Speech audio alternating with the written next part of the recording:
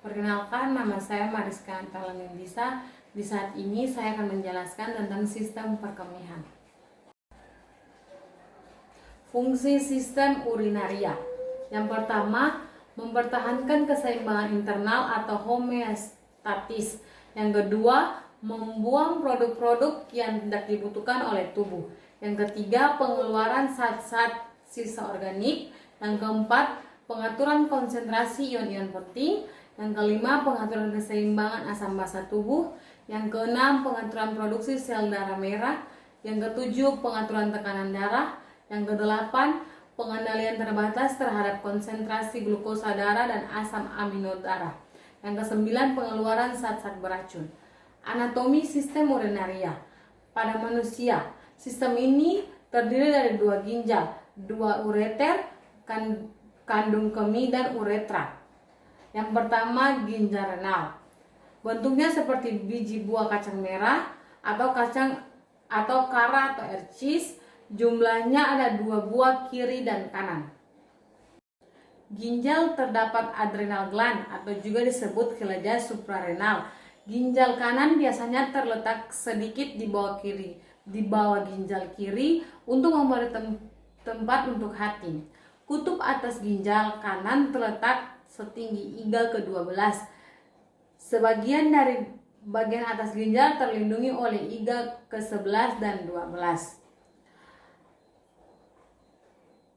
Ginjal terdiri atas 3 bagian, yaitu yang pertama kulit ginjal atau korteks, yang kedua sumsum ginjal atau medula, rongga ginjal atau pelvis renalis. Fungsi ginjal yang pertama, mengekresikan zat-zat metabolisme yang mengandung nitrogen, misalnya amonia. Yang kedua, mengekresikan zat-zat yang jumlahnya berlebihan, misalnya gula dan vitamin, dan berbahaya, misalnya obat-obatan, bakteri, dan zat warna. Yang ketiga, mengatur keseimbangan air dan garam dengan cara osmoregulasi. Yang keempat, mengatur tekanan darah dalam arteri dengan mengeluarkan kelebihan asam atau basa. Ureter terdiri dari 2 saluran pipa, masing-masing bersambung dari ginjal ke kantung kemih. Panjangnya 25-30 cm dengan menampang 0,5 cm. Ureter sebagian terletak dalam rongga abdomen dan sebagian terletak dalam rongga pelvis. Lapisan dinding ureter terdiri dari 3 bagian. Yang pertama, dinding luar jaringan ikat atau jaringan fibrosa. Yang kedua, lapisan tengah otot polos. Yang ketiga, lapisan sebelah dalam lapisan mukosa. Lapisan dinding ureter menemukan gerakan-gerakan parastatit tiap 5 menit. Sekali akan mendorong air kemih masuk ke dalam kandung kemih atau vesika urinaria.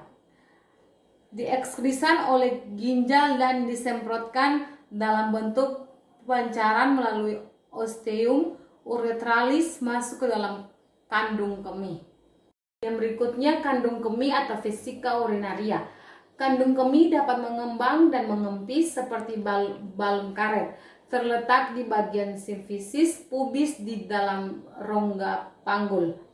Fungsi vesika urinaria sebagai tempat penyimpanan urin dan mendorong urin keluar dari tubuh. Bagian vesika urinaria terdiri atas 3 bagian. Yang pertama fundus, kedua korpus, ketiga vertex.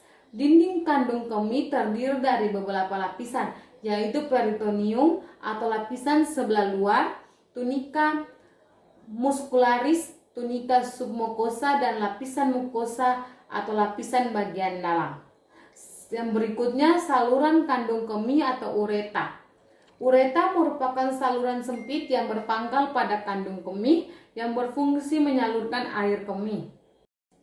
Pada laki-laki, uretra berjalan berkelok-kelok melalui tengah-tengah prostat, kemudian menembus lapisan fibrosa yang membungkus tulang pubis ke bagian penis, panjangnya 20 cm. Uretra pada laki-laki terdiri dari yang pertama, uretra prostaria, yang kedua, uretra membranosa, yang ketiga, uretra cavernosa. Lapisan uretra laki-laki terdiri dari lapisan mukosa atau lapisan paling dalam dan lapisan submukosa. Uretra pada wanita terletak di belakang sifisis pubis berjalan miring sedikit ke arah atas, panjangnya 3-4 cm. Lapisan uretra pada wanita terdiri dari tunika muscularis atau di sebelah luar.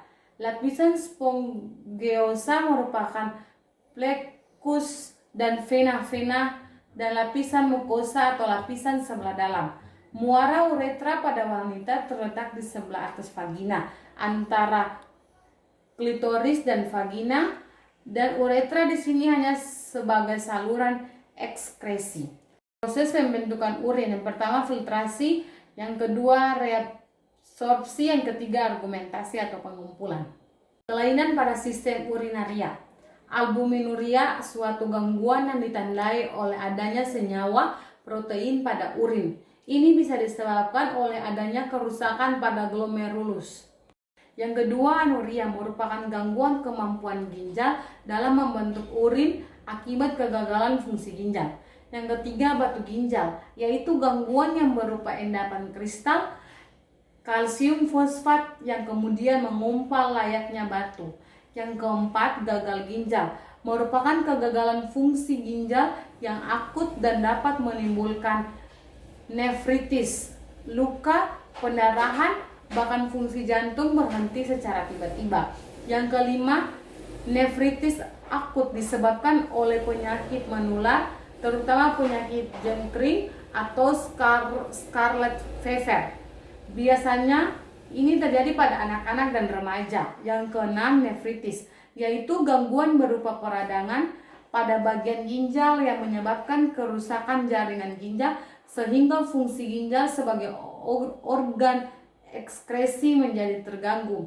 Yang ketujuh, sistitis merupakan peradangan pada membran mukosa yang melapisi kantung urin disebabkan oleh infeksi mikroba tertentu maupun peradangan ginjal yang meluas sehingga kantung urin.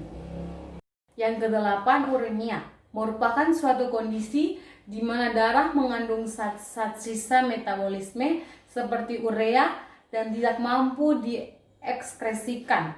Kondisi ini berlanjut dengan munculnya odem atau bengkak pada bagian tubuh, terutama pada bagian anggota gerak bawah atau kaki. Demikian hasil presentasi saya. Semoga bermanfaat bagi kita semua. Selamat siang dan shalom.